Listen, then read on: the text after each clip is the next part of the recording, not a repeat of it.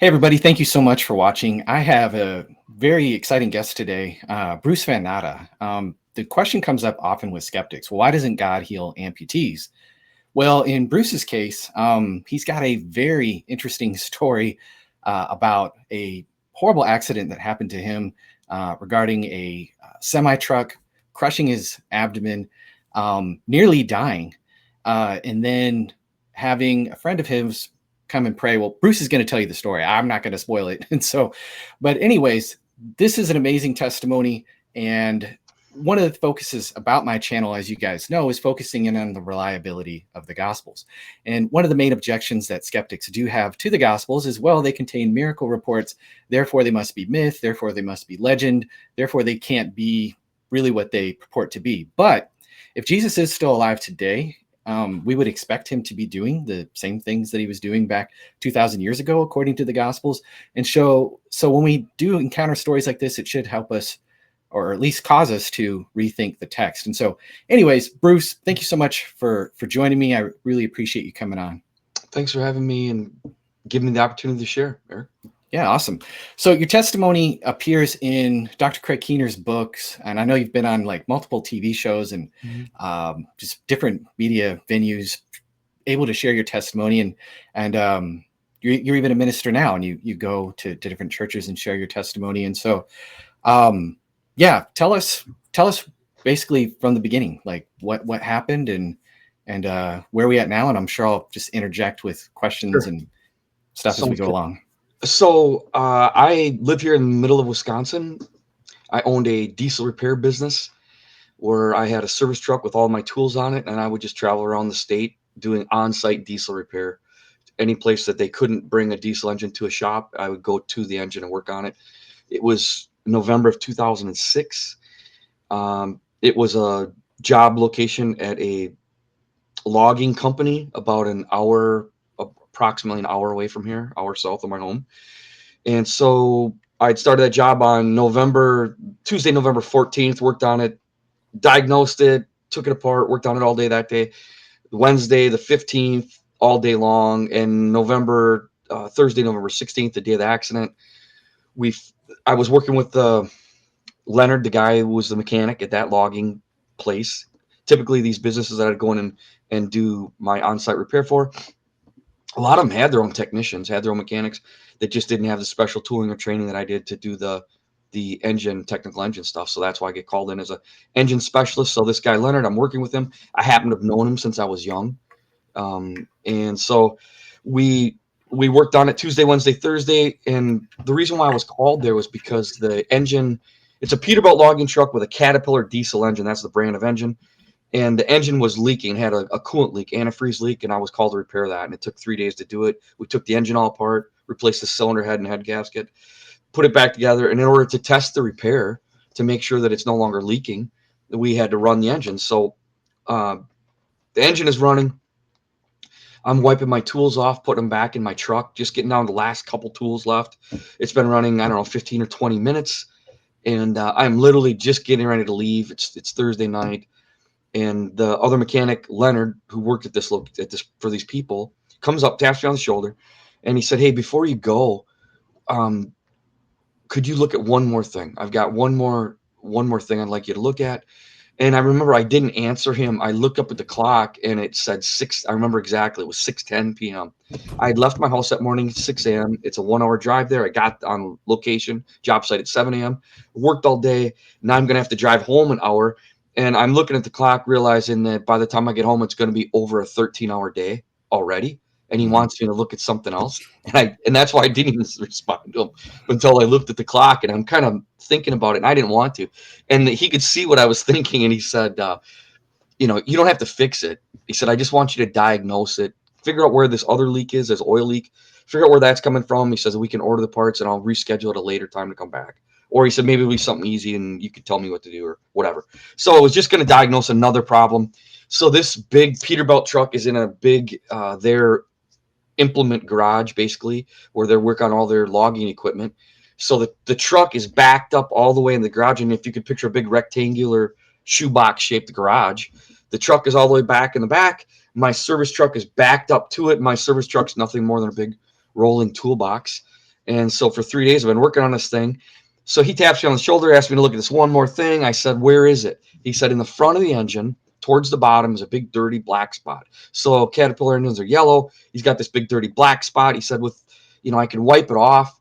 And within a couple, weeks, days, whatever it was, the dirty spot would come back. So he knew it had some kind of seep, and he just wanted to get it fixed. So for anybody watching, listening today that has never had the opportunity to look underneath a big Class 8 semi-truck, if you were to be in the front of the truck, looking from the front to the back, there's always a big front bumper on these trucks. This truck had a chrome bumper or whatever, aluminum or chrome bumper.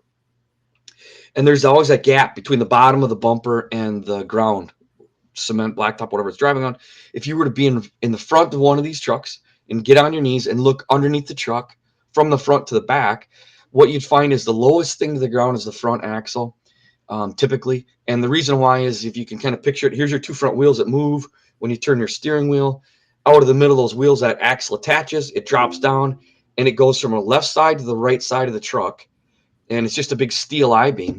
And it carries, on this truck, it is 5 to 6 tons of weight on the front axle with the truck empty. So 10 to 12,000 pounds of weight on the two front tires.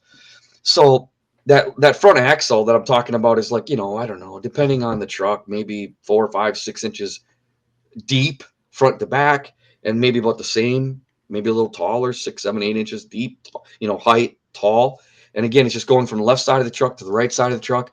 The other mechanic, Leonard, had put a bottle jack underneath the passenger side of that axle, that big steel beam.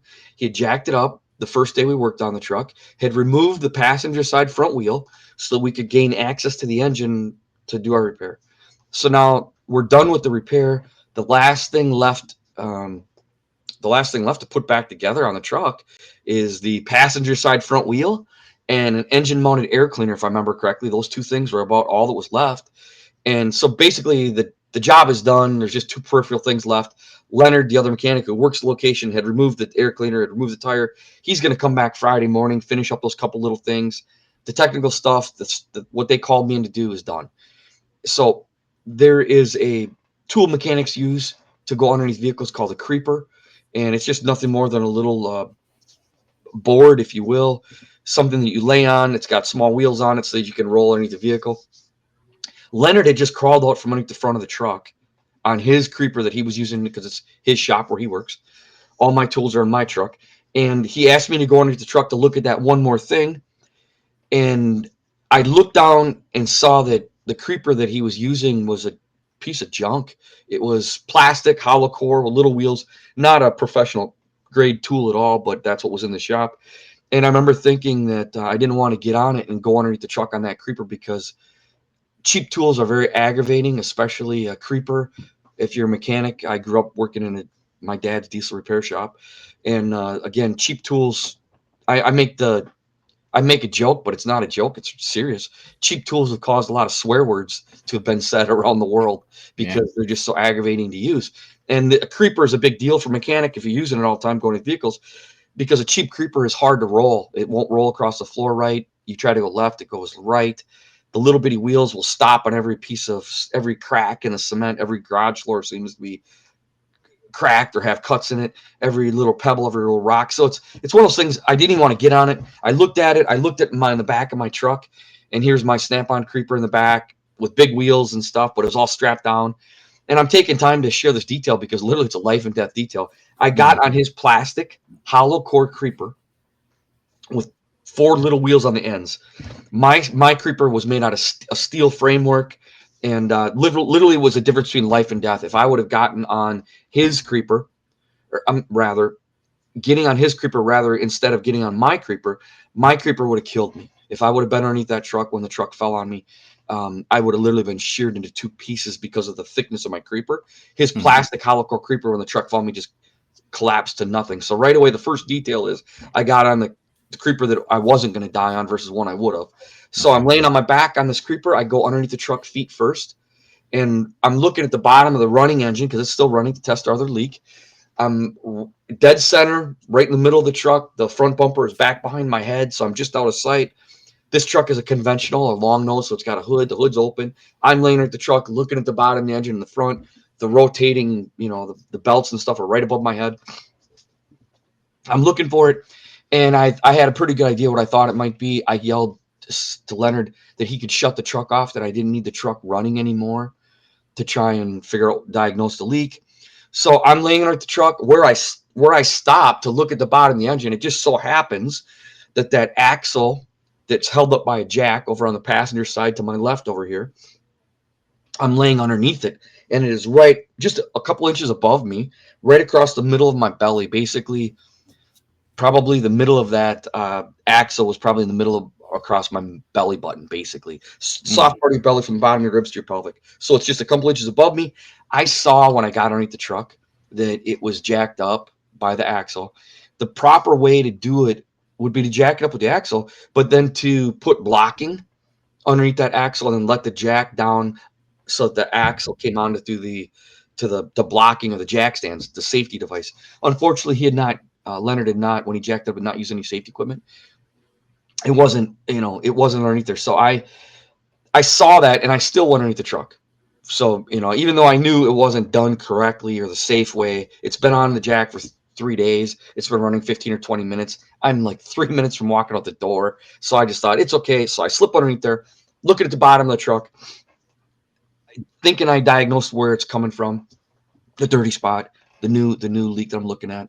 And so I yelled to Leonard and I said, "Hey, shut it off. I don't need the truck running anymore to look at this." So he gets up inside the truck.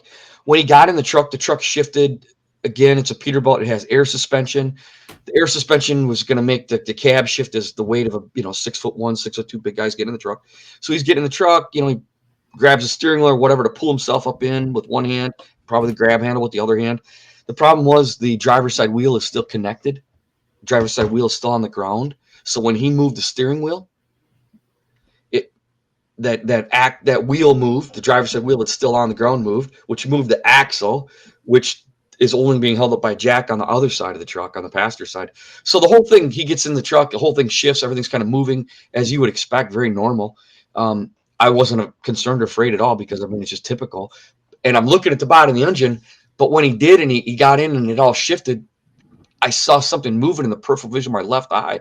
And I turned my head over to the left side, the passenger side of the truck, just in time to see that the jack had slipped out when he got in the truck and everything shifted. The jack had slipped out, and it was teetering right on the very, very, very edge of the axle. So the jack had already slipped out, and it was barely like, I don't know, 16th inch, eighth of an inch. It was just barely, barely, barely there. And I knew, it just happened so fast in the blink of an eye with that thing rocking. When I looked over there to see what the movement was, and I realized it's the jack, and then the jack shot out like a rocket, and this 10 to 12,000 pounds of weight that's on this axle fell through the middle of my body. So as I'm laying here on my back, to my left side, that wheel is gone. So that axle dropped I don't know, foot or whatever it is. So you've got 5 to 6 tons of steel dropping to hit the cement. And when it hit the cement, again, 10 to 12,000 pounds of weight dropping that far. And when it hit the cement, it made such a loud explosion noise is the only way I can describe it. But the weird thing was the explosion noise had water, liquid mixed in it. And what the liquid noise that I heard was from internal. So when the truck fell on me and it made that big loud bang when the steel hit the cement, everything that was, all the liquid, everything inside of me on impact, when the truck fell on me, it actually made blood come from inside my body, out of my mouth and onto the cement. So on impact is basically a big blunt guillotine, crushes through the middle of my body, blood shoots out of my mouth. And I just called out and said, "Lord, help me." I remember saying it twice. For some reason, I repeated it a second time, "Lord, help me." When I say Lord, I'm referring to Jesus. Let me just stop right there and say, I was not raised, going to church. We went to church on Christmas or Easter. I don't come from a super religious family by any means. Both my parents believe in God, but I grew up in a family with drug and alcohol abuse, verbal abuse, physical abuse, very dysfunctional home that we didn't attend church regularly. I didn't live this big Christian life or whatever. It wasn't no super religious guy. My wife and I were, at the time of the accident, my wife and I were going to church. My wife was actually even working at a church. But my whole, as an adult, the day the accident happened, as a 36-year-old guy, but my whole growing up and everything, myself, drug and alcohol use, partying all the time, just living a rebellious, wide open, partying life, my whole life, right? Just a little bit before the accident, end up getting sober. But so either way, I just want to make it clear to people that I call it the Lord help me, but it wasn't like I was Mr. Super religious. Wasn't out of a deep faith necessarily, but desperation. Well, it was out of a deep faith because I did believe in God, but it wasn't like I was living what people would think, oh, this great Christian life. My whole life, that wasn't who I was. It wasn't who I was raised to be. It's bottom line what I'm saying. So I call it, I say, Lord, help me twice. I'm referring to Jesus. And I looked down, and the axle's on the cement. And when I looked right on the left side of my body, there was about an inch of space between the bottom of the axle and the cement. The plastic hollow core creeper, thank God I got on it, collapsed to nothing. So literally it's just flat. There's no wheels there, nothing. It's just a flat plastic hollow core board that collapsed to, like, I don't know, 1/8 inch thick or whatever. It's like nothing. Yeah. So there's an inch of space between the bottom of the axle and the cement right here. So I know my body is 1 inch thick all the way across my middle section. And I look on the right side, and it's double, maybe like 2 inches thick, because the driver's side wheel is still on and the axle is going up at an angle towards the driver's side wheel. One wheel's off, one wheel's on. And when the wheel that's off, that side drops down, the axle's going up at an angle towards the wheel it's on. So I was literally thinner than my spine, because my L4, L5 vertebrae were both broken. And according to radiology reports, it says spider cracked and D-shaped. So those two vertebrae right through, I don't have a belly button anymore, but where I used to have a belly button, straight through to the back, L4, L5 vertebrae, those are broken. So that just to show you how crushed I was, thinner than my spine. Everything in there destroyed. Would that cripple a normal person? If there's a spinal cord injury, people become paralyzed. Yeah, spinal cord injury. And what we found out later is the spinal cord has a sheath on it, and just getting the sheath, the outside of the spinal cord, just getting it scuffed or light damage to it could cause nerve damage, which was the reason my rehabilitation. I literally had to learn to walk again, go upstairs, all that. Because the spinal cord was abraded. My spinal cord, the sheath was abraded, and so and people can become paralyzed from that. So I'm crushed flat, and everything in there is destroyed basically. And I can't even tell you how bad the pain was. Pain was off the charts. Oh, I'm sure. Yeah. So most people, if I read in Dr. Keener's book, he said that virtually nobody survives such that kind of an accident. Like, how long were you alive? You were under this. It was like 40 minutes. Somebody should have been dead in that same circumstance. No. I was just going to correct you a little bit. So there was, based on the volunteer fire department that came. Okay. And I'm just to jump ahead, but based on the volunteer fire department that came, depending on who you believe, 6 to 8 to 10 minutes, no heartbeat, no pulse underneath the truck. Okay. But we'll get there. But so I'm laying right there. I'm crushed. I'm still alive. I'm in a lot of pain, and it's just this horrendous pain of being crushed in half. The engine is still running because the jack slipped out before he ever shut the truck off. So now the jack has slipped out. The engine, the semi has fallen through the middle of my body. The axle has. I'm crushed flat. The blood is shot out, and he gets down out of the truck, and he is now in the front of the truck by the front bumper, looking underneath the front bumper towards me, which I'm just underneath the front bumper, not very far at all. So he's just maybe back just a couple feet. And I look back to my right, turn my head back like this, and we lock eyes.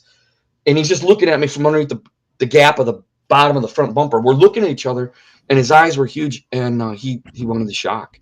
The axle had fallen through me right at the edge of my ribs. In fact, I broke a couple ribs here. It just clipped a couple. It just grazed my ribs going down on the front. And so all we could see, because that axle's so deep, all I could see was from my ribs, bottom of my ribs, up. And then this big thick axle with these little gaps on the side. So I couldn't see the lower half of my body at all. And from his point of view, looking underneath the bumper at that point, neither could he. So it looked like I am chopped in half or crushed in half, because I was down to 1 inch thick and 2 inches thick here. So when he saw that, he went into shock and just froze. So I'm looking at him and he's looking at me. And I remember saying, Leonard, please, whether he could understand me or not, I don't know, but I was groveling and begging. And in my mind, I just kept saying, Leonard, please call 911. Please call 911. He finally shook out of it. Uh, it's a volunteer fire department because it's the middle of nowhere, as you expect a logging business to be. Mhm. I could hear him screaming on the phone and saying that a truck fell on a guy and crushed a guy in half. That's what he said. He Mhm. hung up. The truck is still running. I'm begging him, shut it off, because even though the engine is really close to me, the engine isn't going to hurt me. It's just the fact that it's got me crushed, pinned down to the ground. It's Mhm. on top of those two broken vertebrae and it's vibrating. So it's accentuating, exaggerating the pain. So I'm just begging him to shut it off. I remember he got inside, he shut it off. He got down on the truck. He couldn't, he went and got the jack, but he's called 911. But again, it's a remote area. So he's going to try and get the truck off of me, off my body.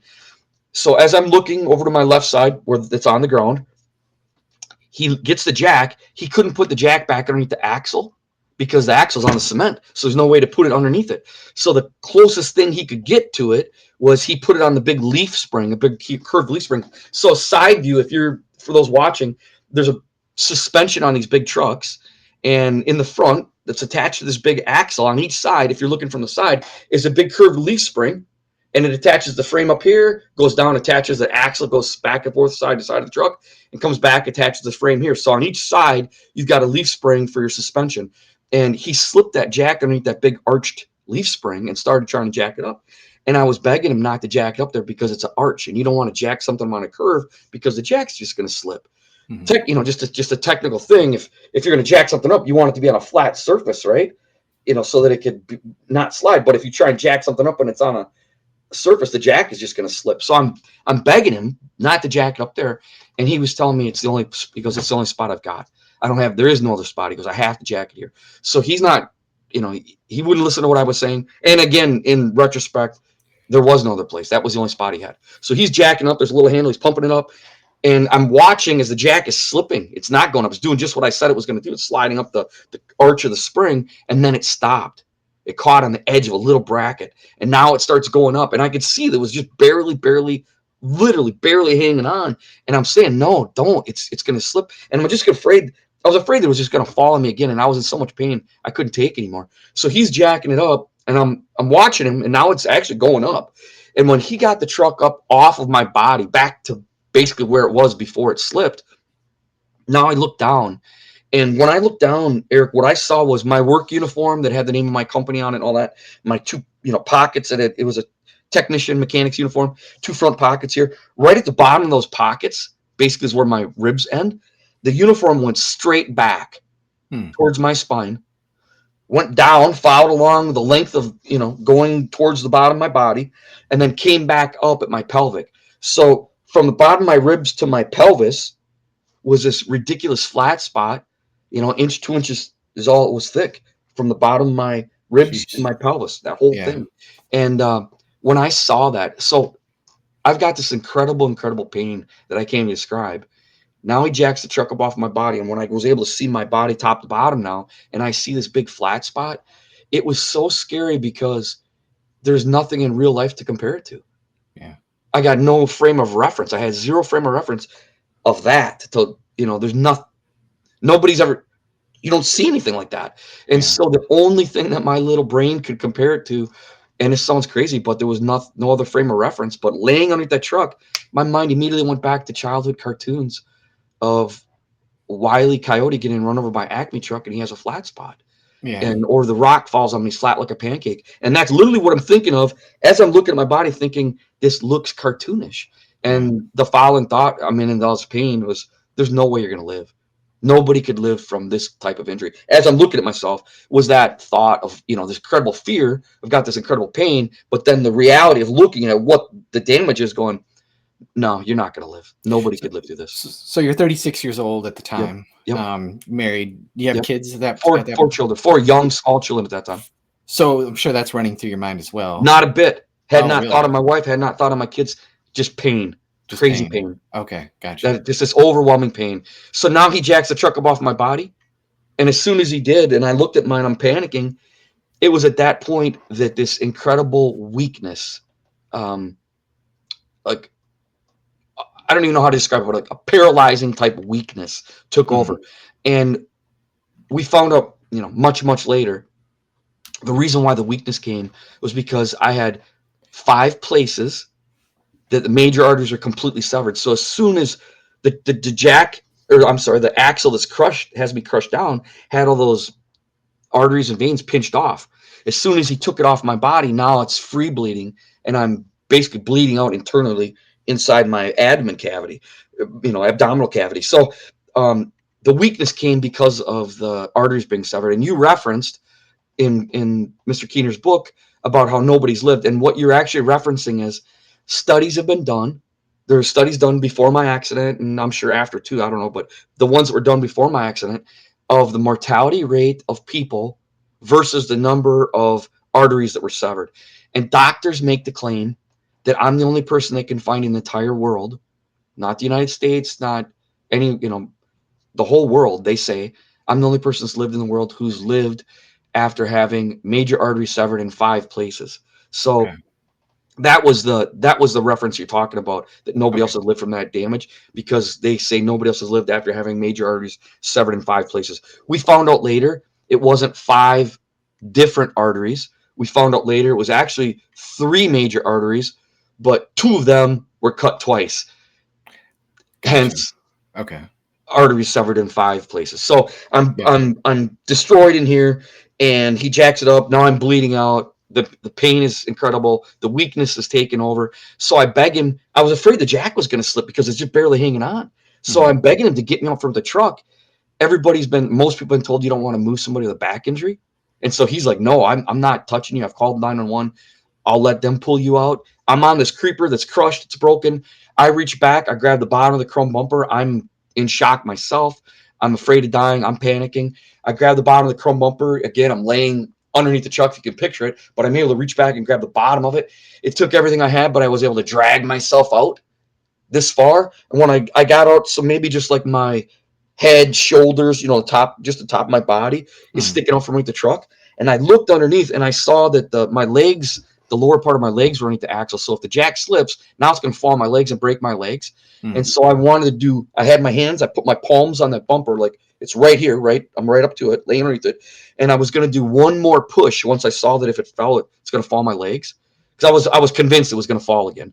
And Yeah. once I just want to do one more push, because I knew if I could straighten my arms and do one more push, if it fell again, my feet and legs would be out of the way and it would just fall in the cement and miss me. So I was trying to do that second push, and it was right at that moment that, for whatever reason, I fixated on my right bicep. I had a short sleeve work uniform on. It had slipped up, and I was looking at my bicep, and I could see my whole body was shaking, but my right arm began to, I'm sure both of them were, but whatever reason I was looking at this bicep, my arm was shaking so severely that it was just, I can't even describe it. It was just like incredible shaking, like Yeah. tremorous shaking, right? My arm, and I couldn't do it. I couldn't do that push. And I was a pretty strong guy based on doing a lot of heavy equipment work day after day after day. I Yeah. used to have a lot of upper body strength, and I could do a lot of pull-ups easy. And I couldn't even do this little push that wouldn't even be a full body weight, right? And it was scared me. And it was right at that moment, as I'm trying to do that second push, and I'm watching my body shake, that I realized I couldn't breathe. When the Mm. truck had fallen on me, it collapsed my lungs. And as I'm doing that second push, my body's shaking, there was this realization that I'm doing this, trying to Mm. suck in air, and I couldn't. And it was just another, like this, I'm already going weak. There's all this fear. There's already all this crazy pain. And I realized, oh yeah, I can't breathe either. And I'm just trying to do that second push, and I'm fighting for a breath. My heart is just racing because I'm in Mm. shock. My heart rate is elevated. And you know how it is when you're really busy, or physically active physically, and sometimes you can hear your pulse. You can literally Mm. hear your own pulse in your head. It was that, my heart was just racing. And the strangest thing, Eric, is like when I bled out, and my heart stopped after I bled out. The weirdest thing is I literally heard my own heart stop. It was racing, and it was just like it sounded just like shutting off an engine. Bup, bup, bup, bup, bup, bup, bup, bup, bup. And on the last beat, literally like at the simultaneous with the last beat, my spirit left my body when my heart Mm. stopped and went up into the roof of the garage. people have heard about near death or out of body experiences. In fact, there's 8 to 10 million people alive in the world today who've claimed to have a near death or out of body experience.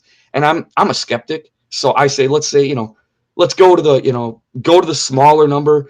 Let's say it's only, 8 million people. Let's say 75% of them are lying or crazy. Yeah. They'll still leave 2 million people. Yeah. Even if the majority are lying or crazy, that'd still leave 2 million people that really had an out of body experience. I know I did. My spirit was out here up like, I don't know, 14, 15, 16 feet in the ceiling, right up into the bottom of this big implement garage. I can just tell you, anybody watching today or listening or at any point, that if you are a Christian and you believe in Jesus, you've asked him to be your Lord and Savior, to wash away your sins, that as a Christian, we should never be afraid of death. Ever. In fact, I say this and people get mad sometimes when I say this, but the day you die is going to be the best day of your life. It really is. The second I died and my spirit went to the body, my spirit left my body and went up to the roof, the peace that I experienced, I can't even describe to you. And the Bible has a word, it talks about that. And it says peace that surpasses mental understanding. That's what I had. So I make jokes about it or try to describe it. I was having a party in the ceiling. So I'm up in the ceiling, just completely the best peace times a million, the best I've ever felt in my life. Looking down an accident scene, I was listening to all the emergency people talking. Everything was, I'm listening to it, watching it all from above. No fear, no sorrow, none. I was so disconnected from the accident scene, I didn't even realize the guy underneath the truck was me. I was just watching it happen. I'm looking down, I can see Leonard. He's on his knees, he's above me. Again, they haven't pulled me out, just this much of me sticking out from underneath the front of the truck. He's crying, he's apologizing, he's saying stuff like, I'm listening to it all from the ceiling. He's saying stuff like, I'm such an old fool. I should be the one that's dead, not you. I'm sorry, because he had jacked up the truck and not used the safety equipment. He's crying, he's apologizing. And I'm up in the roof and I could care less, just watching from above. They're not doing CPR because I have a major chest trauma. So, I'm crushing the chest. They're not going to do CPR. So at this point, they're like, it's too late for this guy. He's passed. So they're all just standing around. They're letting Leonard cry. They're talking. There's 8 people there. I can count from above. And at the moment, as I'm watching from above, so Leonard is in the middle of the truck. He's over the top of me. He's running his fingers through my hair. He's crying. People are standing on each side of him, but standing up off to the sides over in the corners of the truck. And on each side of Leonard was an angel. And Leonard, like I said, he's a little over 6 feet tall, and he's on his knees. And these angels were on their knees just like him, on his left and on his right. But their heads stuck up approximately 2 feet taller, guesstimating. So that would have made him approximately 8 feet tall. White shining robes. No wings, very muscular, long hair that went down to where the belt was on the robe. The one from the driver's side, so they're on their knees, they're leaned over just like Leonard was. The one from the driver's side reaches over and he puts his hands right in the middle of the flat spot of the guy that's hurt down there. The one from the passenger side does the same thing. So they're both reached over the middle and with their hands in the flat spot. So I'm watching from above and I go to myself, oh, those angels are down there to help that guy. And it didn't even seem like a big deal. Just seemed, as so weird as it sounds, it seemed natural. So you're basically dead. You're above the ceiling. You're watching this. It's like you're kind of detached, but at peace. Yeah. So you shouldn't have been knowing the different conversations that are going. You'd be out, but because you're having this out of body experience, you're aware. So that's already pretty interesting. Yeah. And then on top of that, you see these 2 big guys basically holding your body together. Yeah, touching me in the middle. Okay. Touching that guy in the middle that I didn't know it's me at this point. Okay. So you've never seen. You've never had any kind of up to this point in your life. You've never seen a vision or an angel or never seen an angel. Hallucinated or anything like that before. I did drugs and alcohol for a long time, dude. I'm sure there's plenty of times I hallucinated. Okay. All right. Well, that's. But I'd never claimed to see an angel before. But you never claimed to see an angel before. Okay. No. So I'm just watching it all happen, and here's a really cool detail. The garage, I explained to you how it is. The semi truck is in the back. My service truck is backed up to it. What I didn't say is there's a blacktop driveway that goes out from the front of that garage out to the road that this building is on. That this facility is on. Everybody came from, as I'm on the ceiling, I'm looking down at the front of the truck. The hood is shut. I told you, there's Leonard, there's angels on each side. So I'm looking this way. The entrance is behind me. All of the emergency workers came from behind me, the blacktop, the main entrance. The last 2 people to get there, I watched get there when I was up in the ceiling. And in the back corner of the shop, the opposite end, a red-haired lady and a gray-haired guy came in that little service door in the back of the shop. Mm-hmm. So she came up the driver's side of the truck, as did he. She gets down between the angels, where it moves Leonard out of the way, gets down between the angels. Leonard stands off to the drive. As I'm looking from above, he's standing in the driver's side corner. She's down between the angels. She's feeling for a pulse. There's a big guy in what I would call farmer bibs on the passenger's corner. And he says to her, it's too late. He's been dead several minutes. She ignores him. She keeps feeling for a pulse. I'm listening to it all from above. And she says, what is his name? And that's when Leonard, the other mechanic, says, Bruce Vanetta.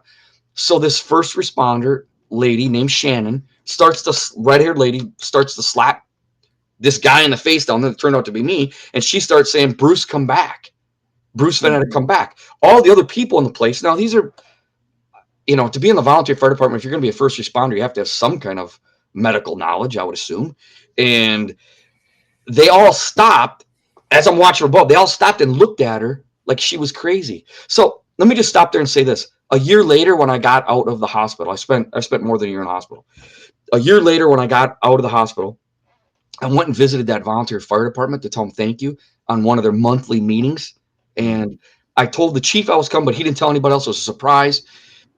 They start their meeting. I come walking out. They don't even recognize me because it's been it's been a year at this point, over a year. And so I thanked them. And then I went around the room. There was like 30 people in the room at this volunteer fire department. I went around the room and I pointed out 8 out of 30, let's say roughly 30. I pointed out 8 of the 10 people that came to the scene of the accident. And then the other 2, I pointed to the red-haired lady and the gray-haired guy. And I said, now you 2 came in the back door. Everybody else came in the main entrance. You came in the back door. Why? I had been there 3 days. I'd been going in out the main entrance. I've been backing my truck up that driveway, and then turning around and backing into the shop for 3 days, and didn't even know there was a secondary driveway that came to that facility further down the road. And because it had been here, they didn't even remember right away. They had to think about it. The red-haired lady, Shannon, and the guy, and they're like, "Oh, we missed the first driveway, drove past, saw the flashing lights, hit a secondary driveway that came up to the back of the shop, and then that's why they entered in the back." But Eric, I just want to stop and say, for the true skeptic or doubter, here's a guy laying at the truck, no heartbeat, no pulse. Yeah. 6, depending on which person you believe, 6 to 8 to 10 minutes. Mm-hmm. And I told them which door these people came in. Wow. No heartbeat, no pulse. Wow. For minutes. So right there proves the real Bruce was in the ceiling. Yeah. The real Bruce was up in the ceiling. Just my dead body was laying underneath the truck. Interesting. Wow. So I watched, and so that was a year later that whole transpired. So back to the scene of the accident. I'm watching above. She's feeling for a pulse. She can't find one. She says, "What's his name?" She starts slapping, and everybody stopped and starts just looking at her like she's crazy. Like, what are you doing? He hasn't had a heartbeat or pulse for minutes, and you're going to slap him in the face and call him back? Like, it made no sense. So everybody just stops now, just looking at her. She gets emphatic. She gets louder and louder. And all of a sudden, my spirit starts creeping down from out of the ceiling, closer and closer to my body, which, again, I still didn't know it's me. And when I got, it seemed like maybe halfway, it went really fast. And next thing I know, my spirit came back inside my body. My heart starts. I go from feeling the best I've ever felt in my life to the worst I've ever felt, back to this horrendous pain. And the first thing was, I come back in my body. It was like, oh, and I said a 4-letter word that stands for fertilizer. And somebody was like, oh, blank, this hurts so bad. I don't want it. And I'm the guy underneath the truck. And it all just like came back so quick to me that, oh, that's right. I remember the truck fell on me. I was under the truck when it fell on me, and I'm watched from above. And it's like putting those two things together in my head to realize that I'm the guy that I was watching from above. It's me, and all this horrible pain is just like, oh no, this hurts so bad. I don't want it. It hurts so bad. I don't want it. And I remember thinking that, whether I said it out loud or I don't know, but I know in my spirit, this hurts so bad. I don't want it. My heart stopped. My spirit left my body. I went right back on the roof of the garage where I was 14, 15, 16 feet. I'm looking down. I can see the angels on each side. I can see the red-haired lady standing above me. And now I know it's me. And I'm up. And a lot of times in these near-death out-of-body experiences, people talk about seeing a tunnel. That's when, right then, I'm up in the roof, in the garage, and at a 45-degree angle on this side of the garage, a tunnel opened up and went out of the roof of the garage and went up at a 45-degree angle. And it seemed like the tunnel was, a million miles long, but there was a bright light on the end of it. Hmm. And I know heaven was on the end of the tunnel. I got in the tunnel and I started going towards the bright light to meet God. And I was happy. I was excited about it. Like I remember feeling G-force in the tunnel, like when you're in a roller coaster or a really fast car or motorcycle or something, you're feeling that G-force. I remember feeling the G-force. I was going that fast in the tunnel towards the light, being happy to go meet Jesus. But then somewhere behind me that I couldn't see, I could hear her, Bruce, trying to come back. I stopped in the tunnel. And again, it felt like maybe I was halfway there. I got sucked backwards out of the tunnel. Now my spirit is back in the garage, in the ceiling, looking down from above. I can see her. I can see the angels. I know it's me now. I see her slapping. And I didn't want to even come back. And my spirit comes back into my body. My heart starts again supernaturally. Mm. I'm back in this horrendous pain. And I remember the angels, right? So I looked on my left and I looked on my right from the angels that I had seen touching me in the middle. And I couldn't see them. There was nothing there with my flesh eyes. And it really scared me because, again, there's this horrible pain that I can't even describe to you how bad it was. So I've got this horrible pain. They've got this flat spot. I'm thinking, I know I'm dying because I'm leaving my spirits in my body. And I look for the angels to make sure that they're still helping me. And I couldn't see them. And again, it was just really scary because I was thinking, where did they go? Why did they leave? And it was in that confusion and pain and craziness that I heard a still small whisper. The Bible talks about God talks to us. You mentioned it off air earlier, that still small whisper that sometimes you hear people, God talking to people. And I heard that still small whisper from inside of me. I believe the Holy Spirit, God, he wasn't scared, wasn't freaking out. He wasn't, in shock like I was. Very calmly, all the whisper said was this: if you want to live, you're going to have to fight, and it's going to be a hard fight. Mm. That's it. No quoting scripture, no, I didn't see anything, nothing. He didn't talk in King James or anything. No, exactly. No, nothing like what you think. Didn't sound like Charlton Heston or something. Yeah. Right. I joke about that sometimes. No, it was just this very calm voice. It just simply said, if you want to live, you're going to have to fight, and it's going to be a hard fight. And it didn't take me but 2 seconds to think about it, say, literally, screw this. I don't want to fight. It hurts too bad. I don't want this. When I made that decision, again, my heart stopped. My spirit left my body. I went up roof of the garage the third time. I'm now back where I was and completely aware that body under that truck is me. I can see the angels again now, even though I just couldn't see them in my body. When my heart stops, I can look down and there they are. They're still there. And the tunnel opened up and I got in the tunnel going to the light. And I'm like, okay, I'm going to heaven, going to meet Jesus. And I'm excited. I'm in the tunnel going to the light. And then I hear it again. Bruce started to come back. I stopped in the tunnel, got sucked backwards that second time. I looked down. I could see her. I could see the angels. My spirit came back into my body the third and final time. And when I came back in that last time, I looked at her. Her face was right here. I'm still laying on the creeper. She was right here. And she says to me, Mister, you're on the verge of life and death. What do you have to fight for? Do you have a wife? Do you have kids? When she said that, it was the weirdest thing because I knew the small whisper that I knew was God, that had just talked to me the last time and said, if you want to live, you're going to have to fight. It's going to be a hard fight. Somehow that same whisper was talking through this woman and says to me, you're on the verge of life and death. What do you have to fight for? Do you have a wife? Do you have kids? So God used her to remind me I was married and had 4 small children. Up until that moment, I had not even thought about it because the pain, the trauma, the craziness at all, it never even crossed my mind up until that exact moment when she said, what do you have to fight for? You're on the verge of life and death. Do you have a wife? Do you have kids? So I thought of Lori and my 4 small children at the time. And because of my background, because of my life, early as a young man and even as a whatever, I had contemplated suicide many, many times. So that feeling of peace was exactly what I've been looking for my whole life.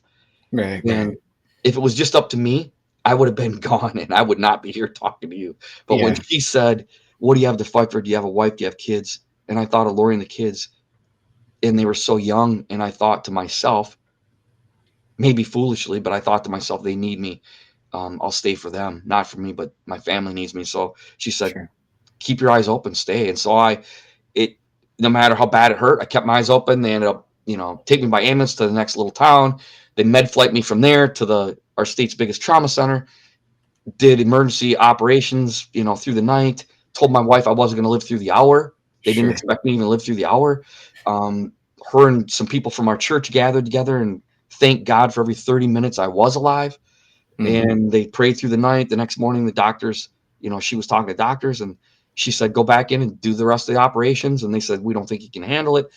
They waited 3 or 4 more hours and then they ended up going back in and doing operations. They operated on me on and off for days. They kept me in a induced coma for weeks. Like I said, I spent basically the next year in the hospital. I'd get out for a couple weeks, go back in, get out for a couple days, go back in for a couple months, have another operation, another issue, another thing. Again, all the rehab. I was in there for several months before I ever even got out. But the rehab, again, learning to read. And the learning to read and write was weird because I apparently because of lack of oxygen to the brain, it Yeah, just removed it. I could put a pencil down and I just couldn't make it come from my head to my finger. I couldn't write. because you were out for so long, you just all that to your brain is gone, and Yeah, you just kind of I were don't know why, erased. but they said, Yeah, oxygen starving in the brain, whatever. So yeah, yeah. it took me probably 6 months before I could read or write. But Okay. anyway, so again, having to go through all the physical rehab and stuff, it was horrible. So when the truck fell on me, right above your belly button, Eric, or Mhm. right below your belly button is basically where your small intestines are. Right. That's where all your small intestines are. Adults have doctors estimate, and adults have 18 to 20 some feet. Everybody's a little different. We're all made just a little different. And so our small intestine length is 18 to 20 some feet average, they say. So Okay. the truck fell me, it crushed all my intestines, my small intestines. Doctors removed most of all my small intestines. So I went from 18 to 20 some feet to about 2.5 feet. Mm. And they saved two pieces to come with that 2.5 feet. It was two pieces of intestine. It's all doctor documented. One of those two pieces they saved died. And that was in, I don't know, March or something of accident happened in November. And it was like maybe March, somewhere around there when that piece died. So now they got to go in and take that piece out that died. So every time they're in me, 5 times over the next year, not laparoscopically, but completely opened up from the edge of my ribs to my pelvic, completely opened up 5 times. So, the first week, they just kept me open. They were operating on and off all week with this just being open, and they just pack it with packings and clamp it shut at night and then open back up and finish the next day. They Yeah. just kept doing that day after day. And so then, like I say, in March, one of those two pieces died. And so they had to go in and do another major operation and remove that piece of small intestine that died. And again, they write down, they document how much, I don't know why it's on centimeters, but it's on centimeters. They document how much they removed that time and document about how much they say I've left. So I'm in the hospital for, several months at this point. I'm literally starving to death because I can't eat. They're feeding me intravenously and I lose 65 pounds. Were you able to even keep that down? Like Oh, the it IM all feeding? went, there was nothing that went in my mouth. Okay. Nothing went in my mouth. Everything went here. It's all intravenous. So Okay. I begged for ice chips. It was crazy. They wouldn't let me drink. I couldn't drink water, nothing. And it felt like I trying not to drink something for days, Yeah. weeks, months. It was actually making me go nuts. I was Yeah. like, it felt like it was making me nuts. I was getting crazy. I would fight. Like I would be fighting for ice chips and begging them, let me have some more ice chips. And I Yeah. made them write up a contract. It got so bad, I made them write up a contract to say how often I could get the ice chips, how Oh, much to the ounces, because it was a big fight constantly with me and the nurses and the doctors. So anyway, I'm in the middle of all this.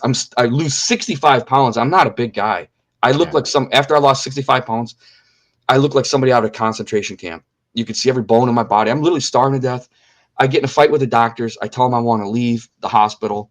They got a tube coming out into my, my intestines, just into a plastic tube, into a bucket. And I said, give me one of those bags. Just, I got to leave. I can't stay here. I can't be in this hospital. And I was just really a bad patient.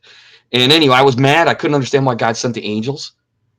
I couldn't understand why he sent the lady to bring me back to life to just let me starve to death miserably in the hospital. So I was mad at God. I couldn't even understand in the hospital what was going on.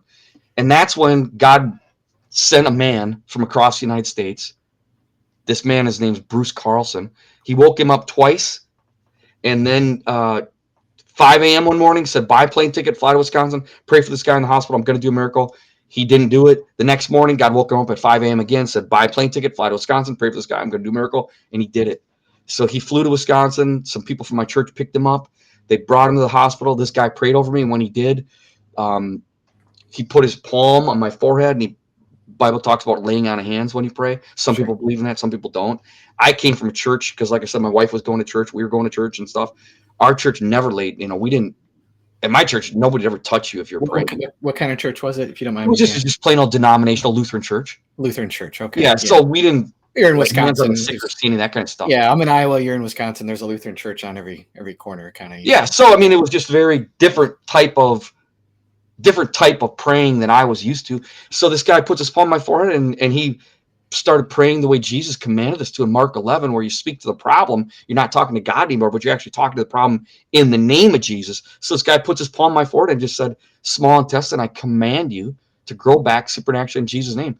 When he did, I felt like literally electricity come out of his palm into my forehead through my body, and I could feel something spinning around, moving inside my intestines. I immediately began to gain weight. Things began to change. They began to do testing to try and figure out what was going on. They thought that the formula, basically the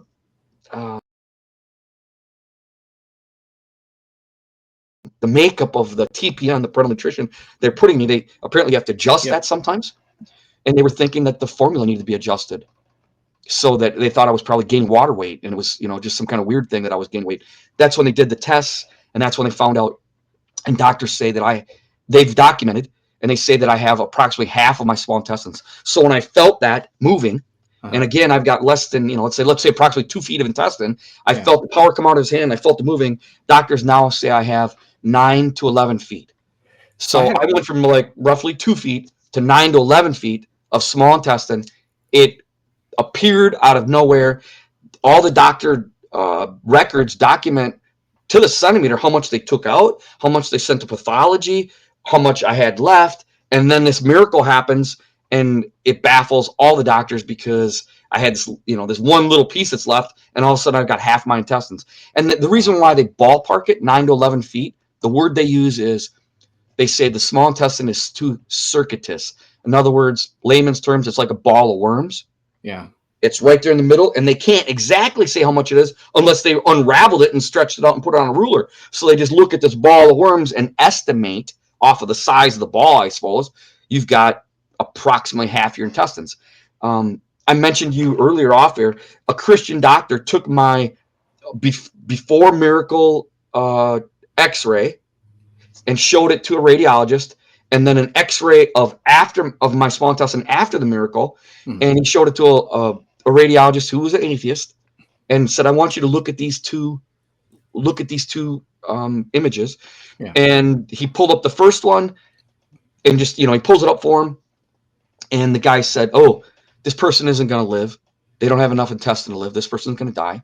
And then he puts the second one up, and the guy says, this person has about, same thing as the other radiologist said, this person has about half their intestines, and they'll be able to live on that.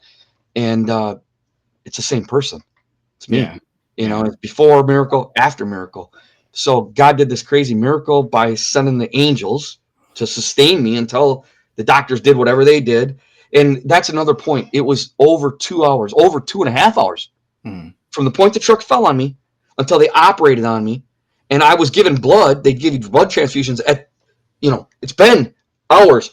They say if you have one major artery severed and you don't put a tourniquet on it or some way to, stop the bleeding, they say 8 to 10 minutes before you're going to bleed out. I had 5 places it was severed, and it was over 2.5 hours. So it's a complete miracle that I made it to the hospital without bleeding out, because I should have bled out in just minutes. But I'm pretty sure that's must have been what the angels were doing, or sustaining somehow that, I don't know. And like I said, so then they operated on me on and off, and the miracle happens. Half my intestines come back, and we ended up starting Sweetbread Ministries January 1st, 2008. I had my last operation in, I think, December of 2007, my last operation. And so I was still messed up, still in the hospital when we officially started Sweetbread Ministries in January 1st, 2008. And I've just been ever since then traveling around, mainly the United States, but other countries too, sharing this testimony that God is alive and well. I believe what the Bible says. He loves us, even though we don't deserve it. I know I'm the last person. My belief is I'm the last person that would deserve for God to send angels to save me or send a lady to bring me back to life. And she was a stranger, by the way. I'd never met her before that day, ever. So Yeah, I was going to ask. angels to So, send this lady to bring me back, and then this guy to pray for my miracle to happen in my intestines. And I'm the last guy that would deserve it. So sure. I believe it's a mercy that we don't, God's mercy and love. Yep. So there was one point we glitched out. So I don't think we missed a whole lot. But I do want to go back just a little bit, and hopefully my internet's acting okay. But anyways, it was only for like a second, so don't worry. Yeah, I saw it. I saw the two. I think we got there. Yeah, and I kind of had to flip you back there. So who, if you don't mind me going back and asking a few questions. So this lady, did you ever get to meet? You said you went back to this place where the volunteer fire department. Yeah. Did you ever kind of like ask her about it? Like what was? Oh yeah, absolutely. We got to meet her, and she, when you, which one? History Channel and Discovery Channel for sure interviewed her. There's been a couple times that the TV shows I've been on, I know the Discovery Channel one interviewed her, so you could go on and see her side of it, what she says. But yeah, we got to spend time with her and her husband, her kids. They came, we did a couple cookouts, went out to eat a couple times.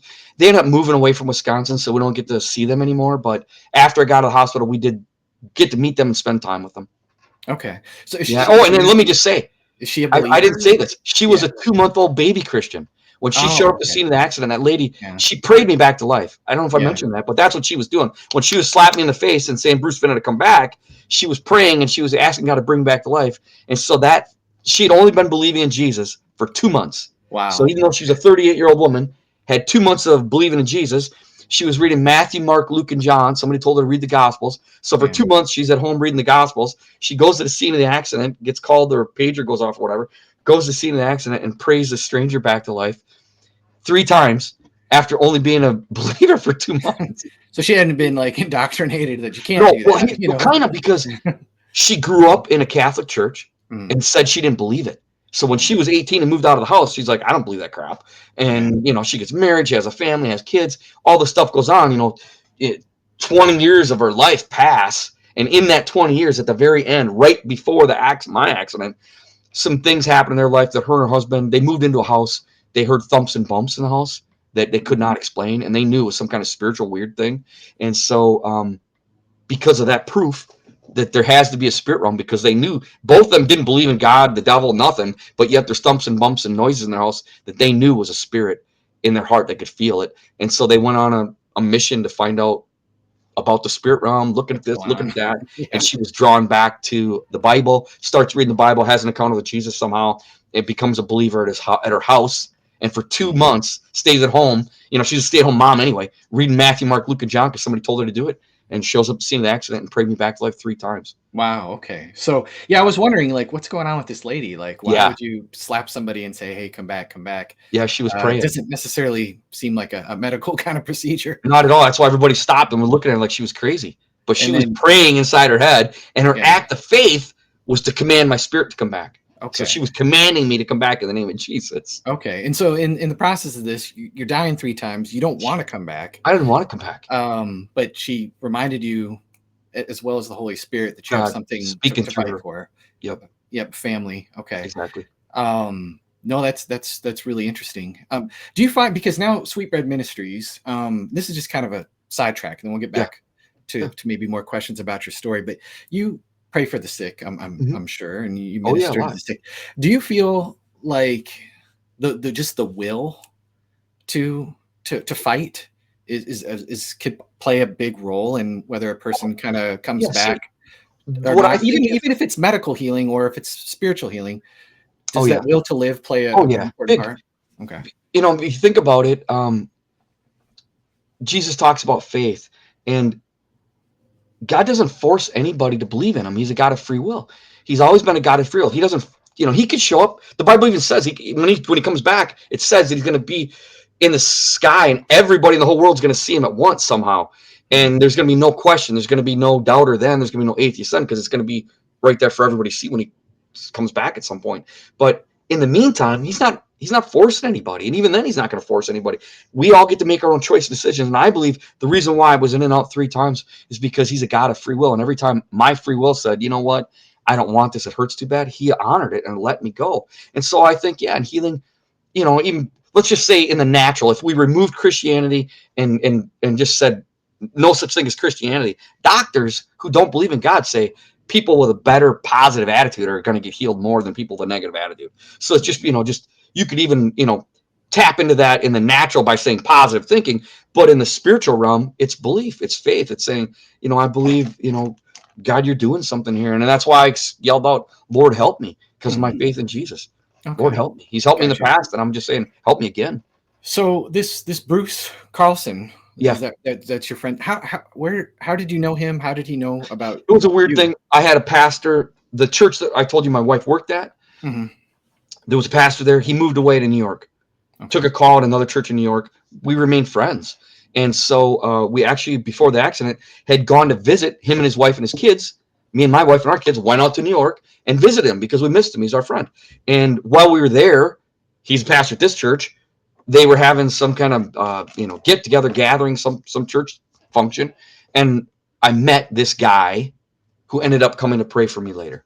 Okay. So he wasn't a friend, just somebody I met one time. So he's just praying. You've met him one time. Yeah. And he just, how did he know about your a year before or something? How did he know about your situation? Did he hear about it? Because when I got hurt, my wife reached out to several churches to have churches pray for me. And because that pastor was one of our old pastors, she had reached out and, she's telling everybody, that was way before Facebook, but she's just reaching out, emailing or whatever, having people pray. Whatever she could. And so there was people praying for me all over. Yeah, gotcha. Based on her requests. But and so that's how he had heard that the truck had fallen on me. And then God told him, now that he's heard about the story, God wakes him up 2 mornings and says, go there and pray for him. And then he prays different. He just kind of prays this command of faith. And that's when you feel when he started the prayer, like a zap. Yeah, when he started the prayer, it was what I would have referred to as normal prayer, what I was comfortable with, because he wasn't touching me and he was talking to God. But then he switched gears at a certain point, put his palm on my forehead and started speaking to what Jesus says, the mountain, the problem. And that's when he started saying, small intestine, I command you, grow back in the name of Jesus. And that's when I felt the power come out of his hand and into my body. Yeah, gotcha. It's kind of like an Acts 3 situation where he just kind of grabs that cripple and is like, yep, exactly. Yeah, okay, I gotcha. Yep. No, that's really that's awesome. I mean, what an amazing story. And then the doctors, obviously, you had an atheist doctor look at it. Oh, I had lots of doctors. You had all kinds of people looking at it, and they're all saying like, this is just medically impossible. Correct? Yeah. Okay. Yeah. Gotcha. And I know. Were you featured in? I haven't watched Send Proof. I need to watch it. Were you featured in? Yeah. Did they feature your story? Yeah, that's in there too. Yep. Okay. All right. And then they were willing to. We were talking before we started that they were willing to even to test everything as thoroughly as they can, send you over to Europe to do some kind of procedure. Could you? Yeah. So the thing is, I mentioned the doctors say that I've got approximately half my intestines, and if they say intestines are 18 to 20 some feet, so they make that approximation and say you have 9 to 11 feet. Based on half being 18 to 20 feet is full, 9 then half is 9 to 11.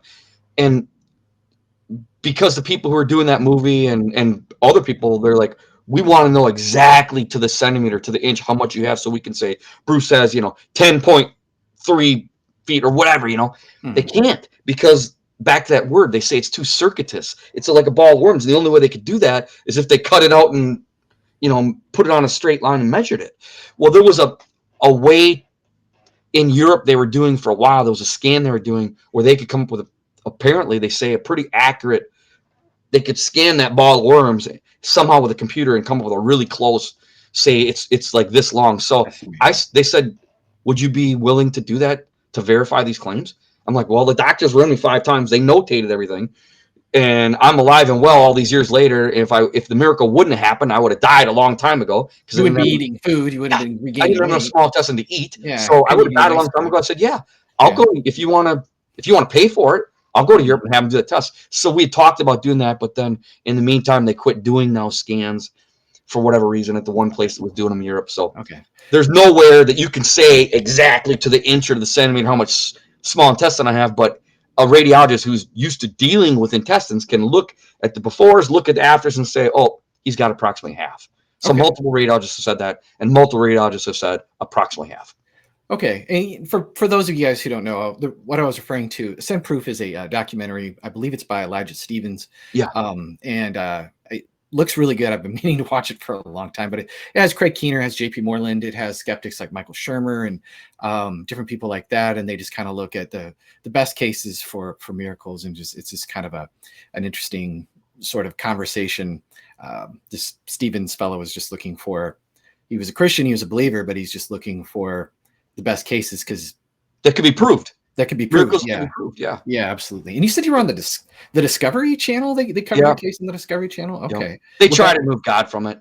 I mean, okay. So it's funny because when they did all the interviews, they'd ask a question, and I knew because I've been on over 50 television shows, and I realized that there's a tactic they use. They'll ask you a question, and if they don't like your answer, they reword the question but ask the same question again to try to get you to come up with a different answer that doesn't have God in it.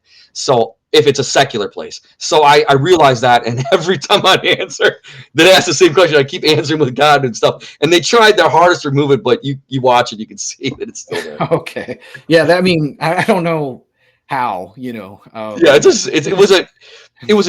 that one was, I think, called Angels Among Us. So their focus was on the angels, and they didn't even really want to. I don't think they want to give God the credit. I'm like, well, God sent the angels. Yeah, He made them. He sent them.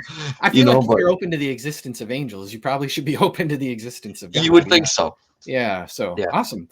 And so Sweetbread Ministries is what you've been doing ever since. Yeah. Which is so do you go about sharing your testimony, preaching the gospel, all that kind of good stuff there? That's it. The main thing is I go around, I share just what we just did today. Okay. What God did when I called out and said, Lord, help me. Awesome. And it's just to tell people God's faithfulness, His mercy, His grace, His love. Because I sure don't deserve it. Yeah. And that I guess that brings me to another question, because we're talking again off camera.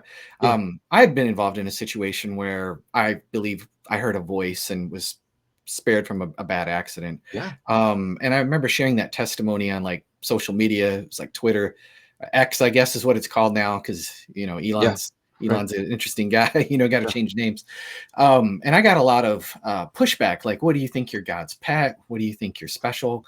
But you're just saying this is the grace of God. What do you do when somebody like a skeptic or somebody, even a believer who's maybe just struggling in their own life, maybe they have sickness in their own life, or they know somebody who does, or they had a loved one die, and they hear your story, and instead of like being like, wow, that's amazing, that's awesome, God is real, they're just kind of like, well, if God was so good, why doesn't He just do that for everybody? Common. Oh man, you should see the letters, emails, phone calls that we receive with that exact thought intent. Just a couple of things. So God did this miracle. I mean, it's His miracle. He's telling us about who He is in the Bible. That's how we find out who God is. And I believe Jesus said something in the Bible, because you mentioned about that voice. Jesus said, my sheep know my voice. So anytime a Christian, let's just say Christians, anytime a Christian says to me, well, like the ones that attacked you and said, do you think you're special? The answer is no, I'm not special. I'm just receiving everything that He has available for everybody. Because if Jesus said, my sheep know my voice, how could He say that? And how could you possibly take that out of context or can misconstrue that? It's clear that God is speaking if He says, my sheep know my voice. And then you go to, that's in John 10, but if you go to John 8:47, there's a half of this verse, and this is what it says. John 8:47. Jesus said it. He said, he who belongs to God, so Christian, right? He or she who belongs. If you're a Christian, he or she who belongs to God, here's what God says. So because you're a Christian, you believe in God, God told you to change lanes to spare you from that accident. There are so many stories, not just in the Bible, but in real life today, where Christians are having those same experiences like you had, Eric. And it's just proof that God's alive and well and talking to his children. I could tell you a bazillion of those stories. I mean, like, that's who God is. And it's nothing about being special or super. He offers it to everybody. If somebody doesn't have it, it's because they've chosen to reject that. Maybe they weren't taught about it. Maybe they don't know that it's available for them, whatever. But they haven't, just because they haven't entered into it as a Christian, doesn't mean it's not available. It's available for everybody. It's not for special people, because if it was, I wouldn't be on the list. Well, I mean, you think about the Apostle Paul, he certainly didn't think he was anybody special either. And hearing the voice of God, or even seeing a vision of Jesus, Right. didn't necessarily make his life easier later Harder. down the road. If anything, it Made it worse. made it a lot harder, because he had to endure such suffering and Absolutely. persecution and everything else like that. And so it's not always necessarily the case that just because a miracle happens to you, that's going to make your life easier. In fact, as you were saying earlier, like, dying would have been much easier for you. And Oh, man. yeah. Yeah. And it kind of reminded me of the passage where Paul says, it's more necessary that I stay with you. So yeah. Where Paul says, I'd rather die and be with Christ, but I'll stay here and be with you guys because God is making me do some work. I mean, really, that's the truth.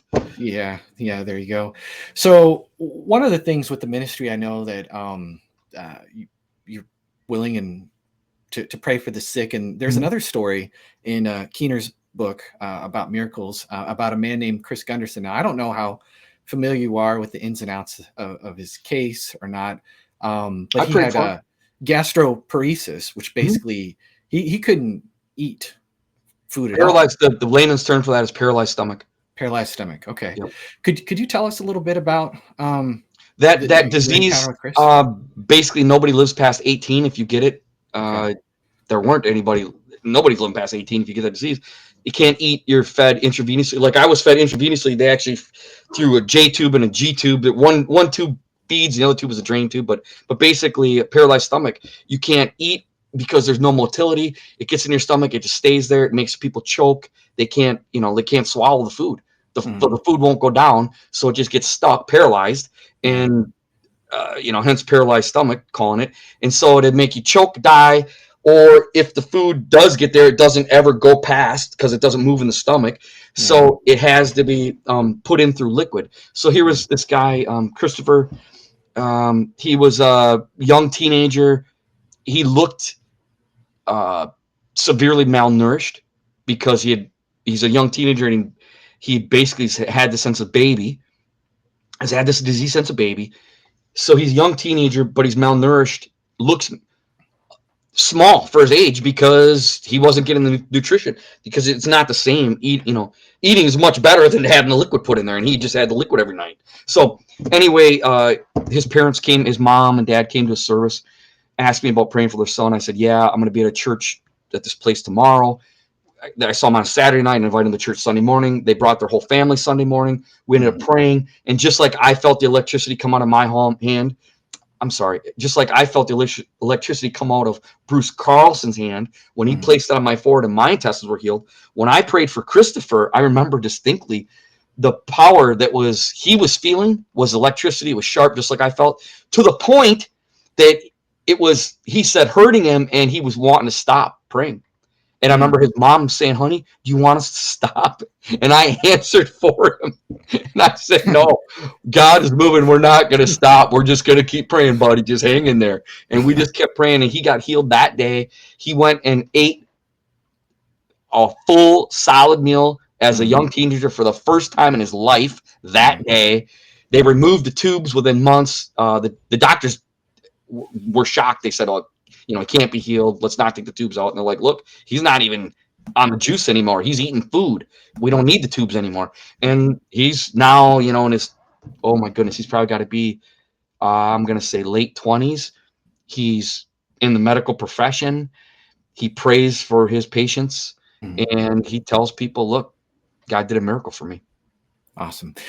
For those of you guys, I'll put a card up. So in the notes, I have a friend, Than, from Exploring Reality, who sat down just like we're talking, Bruce, and talked to Chris about his story. And so it's definitely worth checking out. I'll make sure to refer you guys there. And so, and he's been on his show's been on television as well. Yeah, he's The been story. featured in a lot. Yep. I know that Dr. Keener and Josh Brown, I believe his name is something Brown, were used discussed his case on the Unbelievable Nice. podcast in their discussion with Peter May. And so this was like something that's thoroughly medically documented, Oh yeah. Totally. permanent, instantaneous, complete, spontaneous, not attributable to any kind of treatment whatsoever. And definitely healthy, strong looking guy today. And so, Yeah. Yeah. He's a sports so guy. He's athletic. yeah, yeah.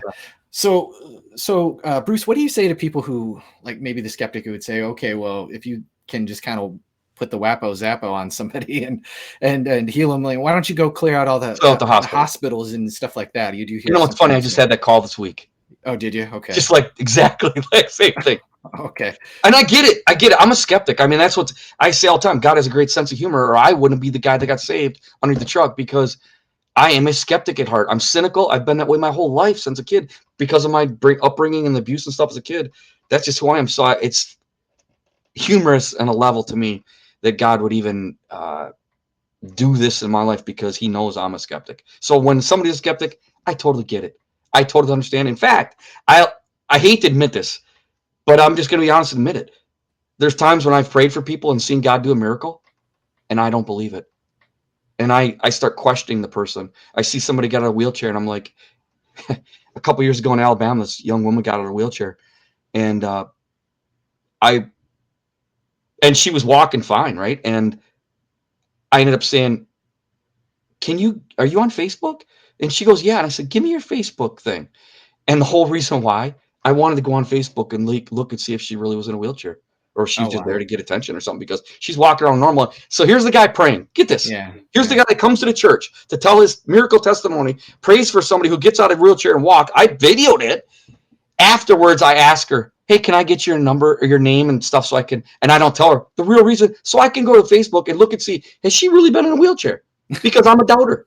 Yeah. It makes no sense. I mean, and I saw it happen. So Yeah. if somebody's skeptic, hey, I'm right there with you.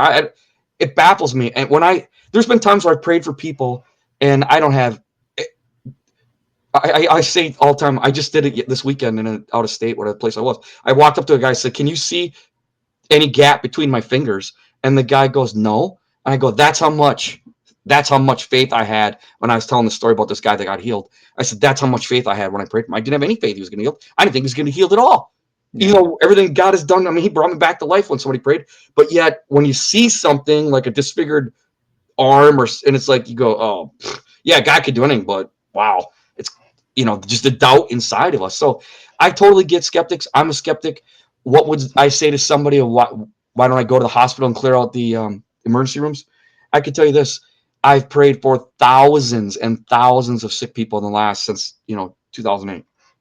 You name it. I mean, cancers, tumors, fill in the blank, blind, deaf, fill in the blank, everything in the last however many years. And I could say I've seen God do amazing miracles. I have seen blind eyes open. I've seen deaf ears open. I've seen paralyzed people walk. I've seen tumors vanish. Have I seen it every time I pray for somebody? No, not even close. It's a small percentage. But I'll tell you what. You have a Christopher Gunderson. You pray for a kid who's got a paralyzed stomach, who's looking at probably being dead in 3 years. And here he is 10 years later, married with kids, totally healthy. You see God open a blind eye. And now that person can see the clock better than I could see with my glasses. You just see all God do this stuff when it happens. You can't forget it. And those people can't deny it. And I can't deny it. So I might pray for, 8 people and see nothing happen that I can see. But you pray for number 9 and 10 and God answers their prayer. It gives you the faith to move on and keep praying for the other ones. And there's a lot of reasons. I mean, I don't know. I'm no theologian. I'm no, Mr. Smart guy. Philosopher. All I've got the Bible.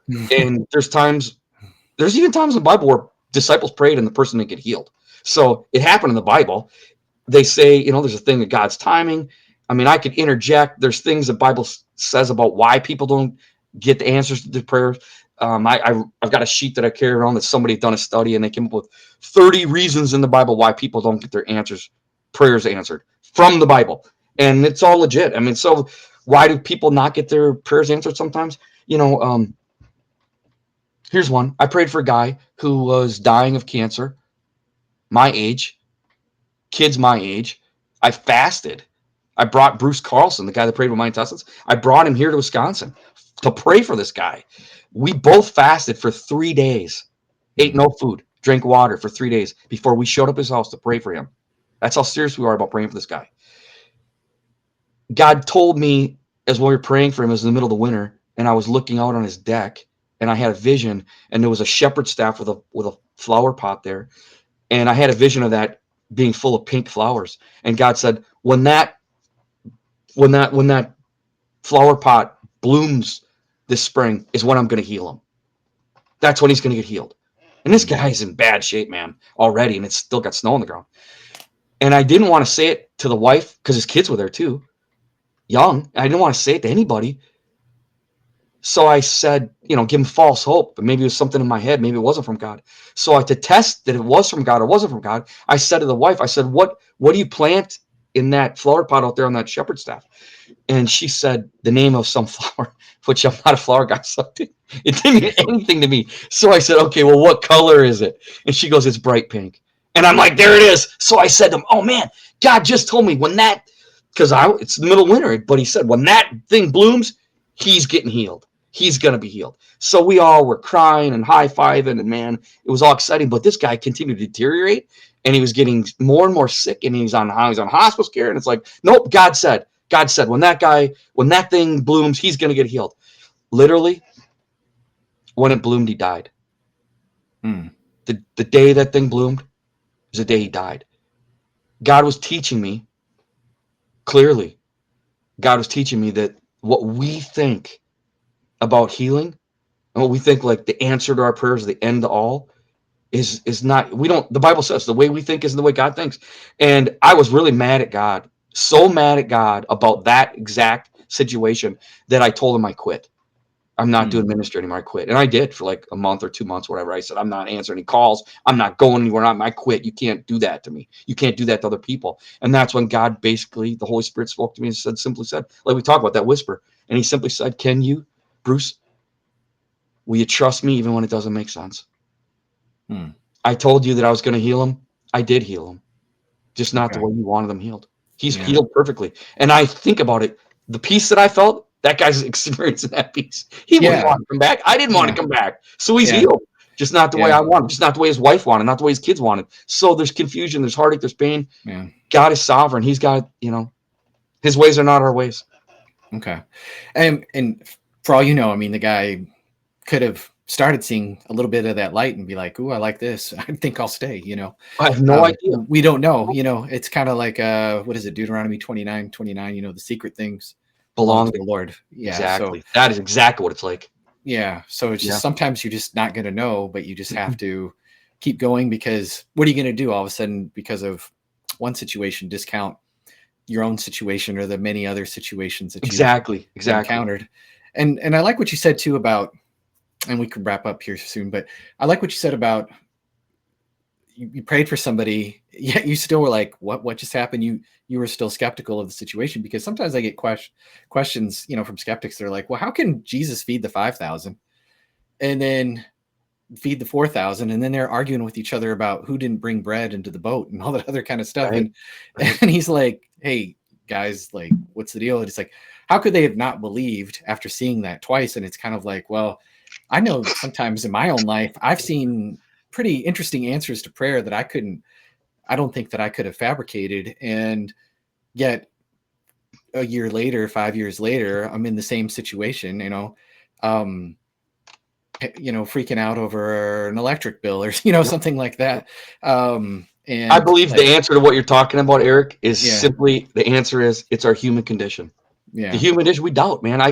Like you said, the story that the testimony I was talking about this weekend, where I asked them if you could see through my fingers. That day at that church, I'd seen a young man, multiple miracles.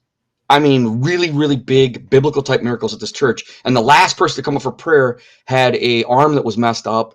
And when I saw the messed up arm, I'm like, I had no faith. Even though I'd seen a deaf ear open that day, Even though I'd seen a couple frozen shoulders open that day, even though I'd seen miracles within the last couple hours, when I looked at that guy's arm, I'm like, oh no, it's not going to happen.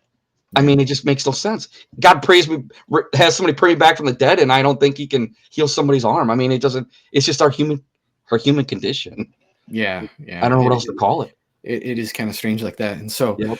well, this has been really, really fascinating, and I really appreciate you taking the time, Bruce, to Absolutely. share your story. There's so many layers. I would encourage people to go back, maybe watch this again, share it with a friend, share it with a skeptic, share it Yeah. with whoever you think needs to hear it, because I think the point, as I said at the beginning, it's one thing for me to make all these videos about the text and, here's this reason why you can count on the Gospels, and here's this Yeah. reason why the Gospels are true.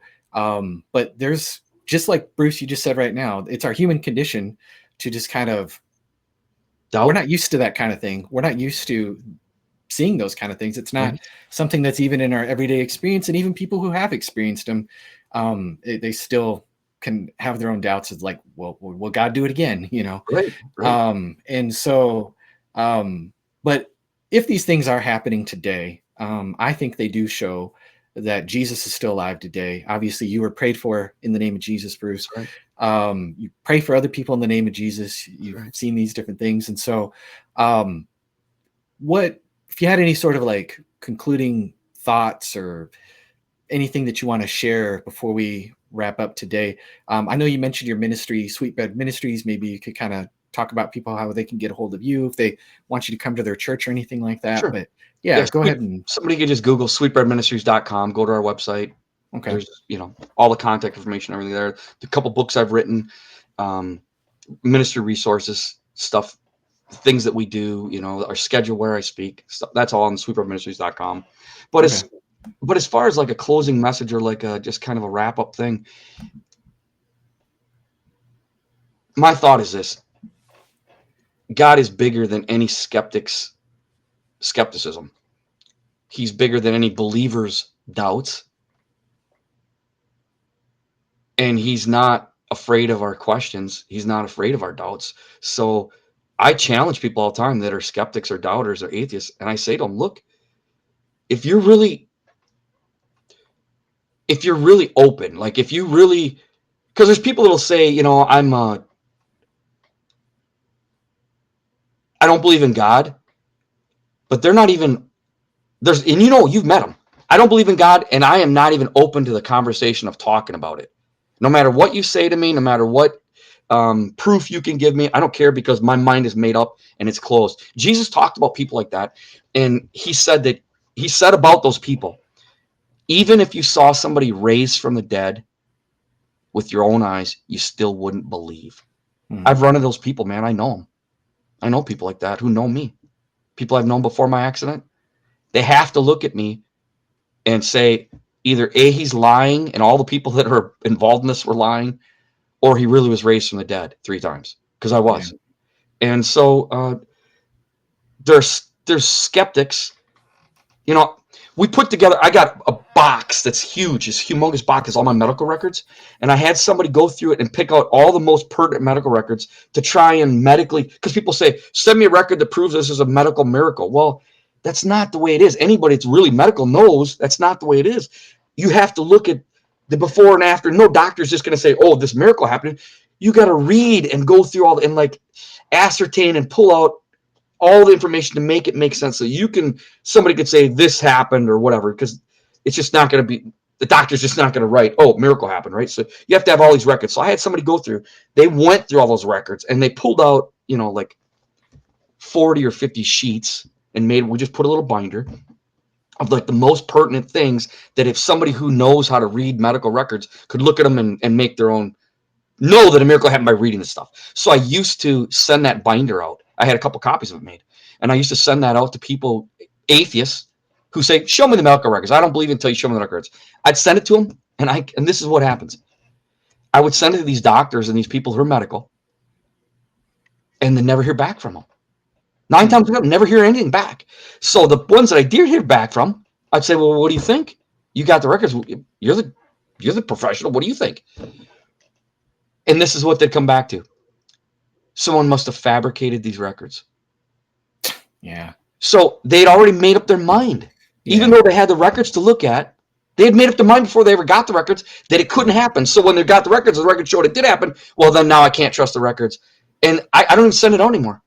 I don't even send that stuff out anymore because it's like it's a waste of time because I say to the person, you've already made up your mind. Even if you get these records and it shows that, yeah, this miracle happened in that record, what's the point? Because you're going to say the records aren't any good. You've made up your mind beforehand. So Jesus said, there's going to be people that even if they saw somebody raise from dead, they still wouldn't believe. He is absolutely right, of course, as he always is. And that's what we see today. But there are those people that are on the border, on the fence. Maybe he's real, maybe he's not real. People like that, my testimony can touch, because they're open-minded. But if somebody closed-minded, they're closed-minded, and that's a closed heart, a stone heart. And God gives everybody free will. He's not going to force anybody. He's not going to force anybody to believe you. He's not going to force anybody to believe me or him. He just lets the chips fall where they may, gives us our choices, and says, here you go, make your choice. Yeah. I mean, it's generally kind of a bad thing to just assume that a bunch of people are lying, just assuming that like this is all a hoax. This is all like well, here's the thing, because I'm such a skeptic and because I'm so cynical, I get it. I'm like, yeah, a whole bunch of people could lie. So I can totally relate with that thinking. I mean, like I can 100% relate to the skeptic's thinking. Yeah, completely. So. Yeah, it's like you kind of need proof like that somebody's lying. It's like, so it's kind of a double standard there. But well, Bruce, this has been awesome. I really appreciate you coming on. I'm glad thanks for the opportunity. We got to meet. And so I'll go ahead and link, your ministry in the show notes there for people to go ahead and check out. Send Proof. I know I feel kind of funny plugging something, but that I haven't watched yet, but I've heard nothing but good things. Right. And so I'll be sure to include a link to that. And so, this has just been awesome. And God bless you and your ministry. And thank you guys so much for watching.